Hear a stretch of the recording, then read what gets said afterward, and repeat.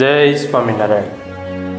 બાળ ભક્ત પ્રહલાદની રક્ષા કરવા માટે અને એમની ભક્તિને વશ થઈને ભગવાન નૃસિંહ સ્વરૂપે વૈશાખ સુધી 14ના દિવસે પ્રગટ થયા હતા. બાળ ભક્ત પ્રહલાદના પિતા હિરણ્યકશિપુ જે અસુર કુળના હતા અને એને વરદાન મેળવેલા કે હું કોઈ શસ્ત્રથી ન મરું, કોઈ મનુષ્યથી ન મરું, કોઈ પ્રાણીથી ન મરું, ધરતી ઉપર ન મરું, આકાશ ઉપર ન મરું, લીલાથી ન મરું, સૂકાથી ન મરું, આમ અલગ અલગ ઘણા પ્રકારના વરદાન માગીને મોતના દ્વાર બંધ કરેલા.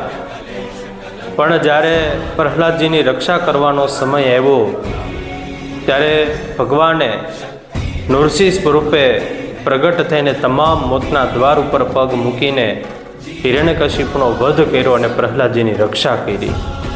ત્યારે આજે નૃસિંહ જયંતિના દિવસે ભગવાન નૃસિંહના ચરણોમાં પ્રાર્થના કરીએ કે જેવો પ્રહલાદજીને તમારા ઉપર વિશ્વાસ હતો, જેવી ભક્તિ હતી, એવો જ વિશ્વાસ અને એવી જ ભક્તિ આપણા બધાના જીવનમાં આવે એટલી પ્રાર્થના સાથે જય સ્વામિનારાયણ.